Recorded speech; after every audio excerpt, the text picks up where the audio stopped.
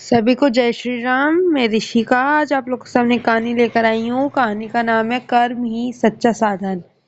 एक बार महात्मा बुद्ध वन में नदी किनारे ध्यान मगन बैठे थे। उसी नदी के पास एक गुरुकुल था जहाँ एक मुनि अपने शिष्यों को शिक्षा देते थे।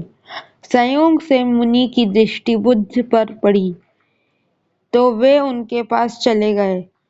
बुद्ध का सानिध्य पाकर मुनि ने विनम्रता पूर्वक प्रश्न किया, गुरुदेव, क्या पूजा पाठ से कुछ प्राप्त होता है? बुद्ध मुस्कुराए और बोले, पहले मेरे प्रश्न का उत्तर दीजिए। यदि कोई इस नदी को पार करना चाहे तो उसे क्या करना होगा?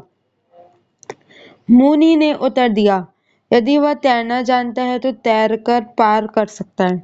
यदि नाव उपलब्ध हो तो नाव से जा सकता है और यदि जल कम हो तो पैदल चलकर पार किया जा सकता है।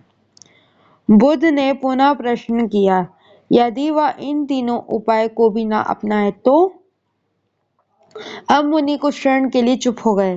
फिर जैसे ही सत्य का बोध हुआ, वे झट से बुद्ध के चरणों में गिर गए और बोले, गुरुवर, मैं आपका कथन का मर्म समझ गया।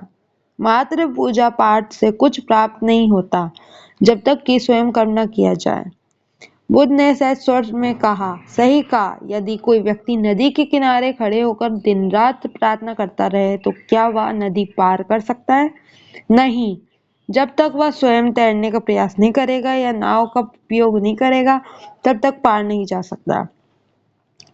ठीक उसी प्रकार केवल पूजा पाठ या भाग्य के सहारे कुछ भी नहीं मिलता। कर्म ही सच्चा साधन है जो दिलाता है। इस प्रसंग का सार यही है कि हमारा भविष्य हमारे अपने कर्मों पर निर्भर करता है, ना कि केवल भाग्य पर। जो लोग केवल किस्मत के भरोसे बैठ जाते हैं वे अपने जीवन में कुछ प्राप्त नहीं कर सकते। ईश्वर से हमें कर्म करना ही स्वतंत्रता दी है, इसलिए भाग्य को कोसने के बजाय हमें अपने प्रयासों का विश्वास रखना चाहिए।